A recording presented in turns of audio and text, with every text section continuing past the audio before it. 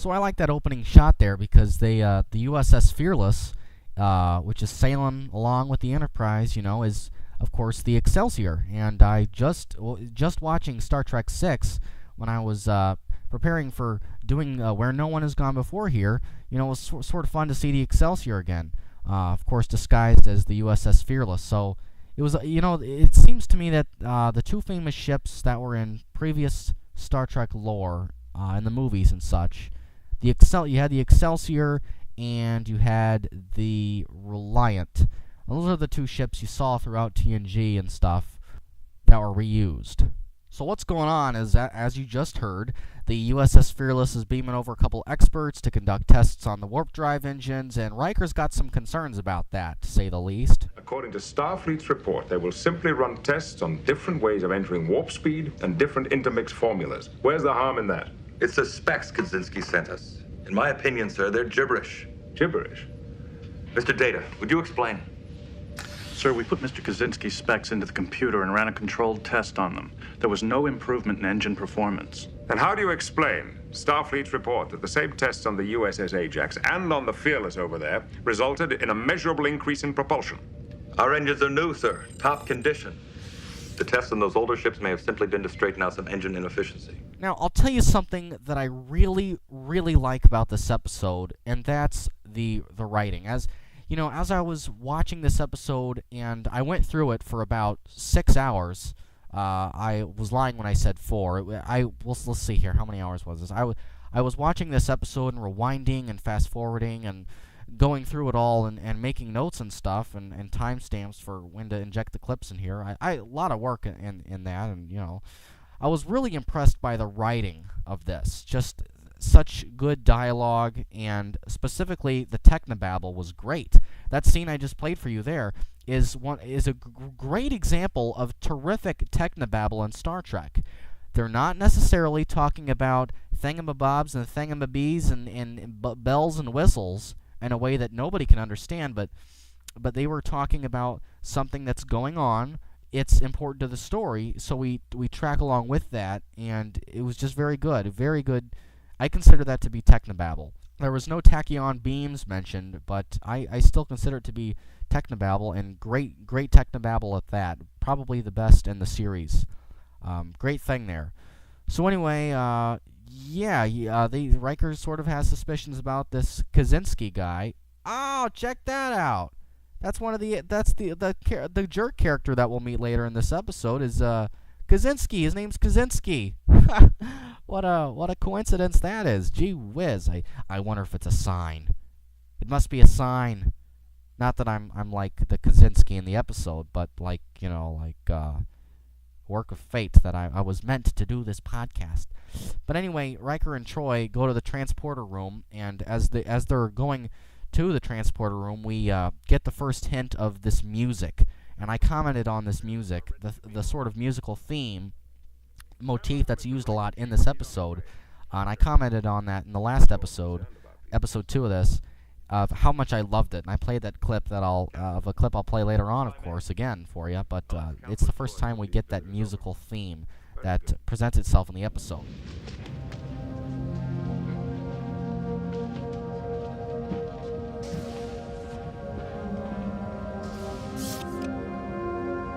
So as they go over to the transporter room to meet Kaczynski and his assistant, I got to talk to you about Lieutenant Commander Argyle, the chief engineer at the time on the ship. He was naked. He was in Naked Now. I remember him being in Datalore, and this one, of course. As I go through the rest of the shows, I hope I run into him again because I really liked his character.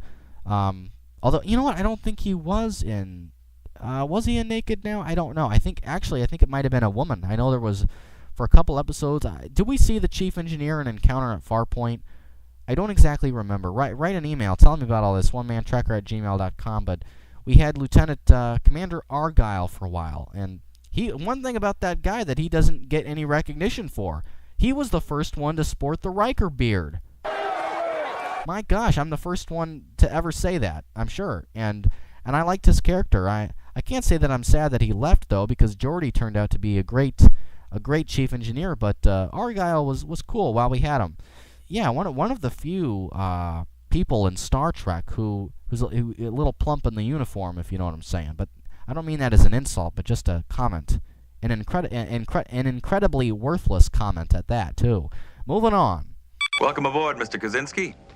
I'm the first officer, Commander William Riker, and this is... Where is the captain, please? He's engaged in other duties, sir.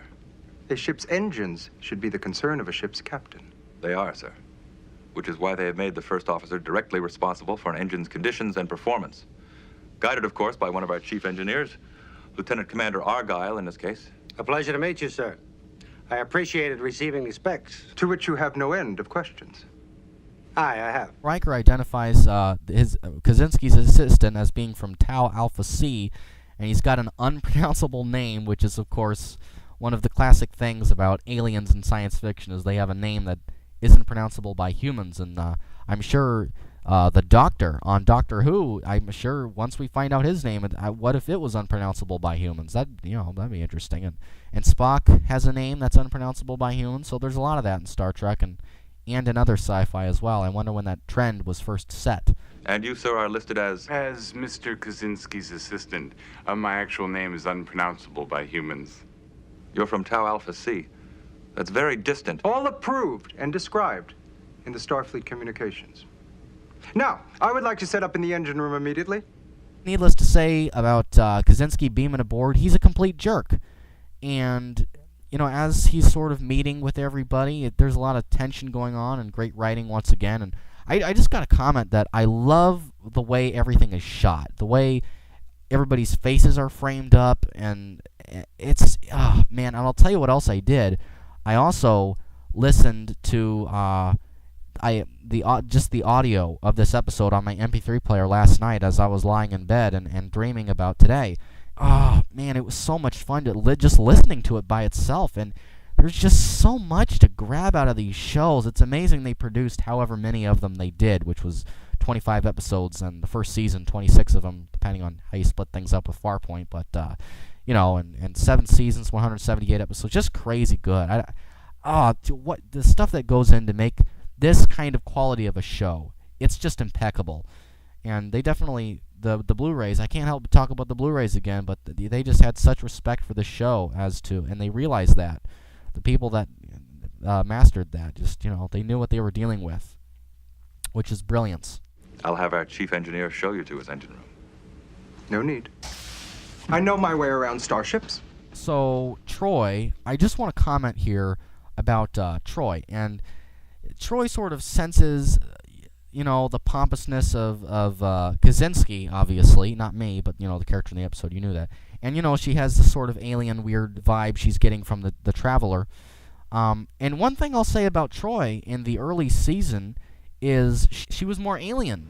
One thing that Kaczynski isn't hiding is bad disposition. Agreed. Also, he's arrogant, overbearing, self-important, and very sure of himself and his ability. And the other one, his assistant. He's the puzzle.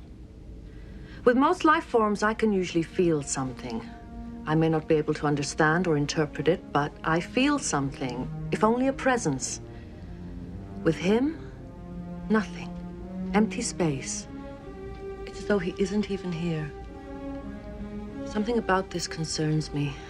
I don't know what. I can point to no reason yet. Stay concerned, please. The safety of the Enterprise may be entrusted to these two. It was the superhero Star Trek crew. I mean, think about it. You had Captain Picard was Charles Xavier, bald and all that. Geordi was Cyclops. Dr. Crusher was the Phoenix lady. Troy was whoever else is in the thing. And you had Data. So all these guys sort of had superpowered type stuff. The blind guy who could see, and the robot who could lift things. So I don't. It's an interesting way to look at the cast too, and you know, Worf and all that. But in the early season, Troy was more alien. She could. A lot of people make fun of Troy and how I'm sensing fear, Captain. That's not my best impression, by the way. But you know, just how she would sort of state the obvious, and that much is true. But a lot of people diss on her character. Of course, less of those people are on the internet. Most of the people on the internet are great, find her character great, as I do. I think she's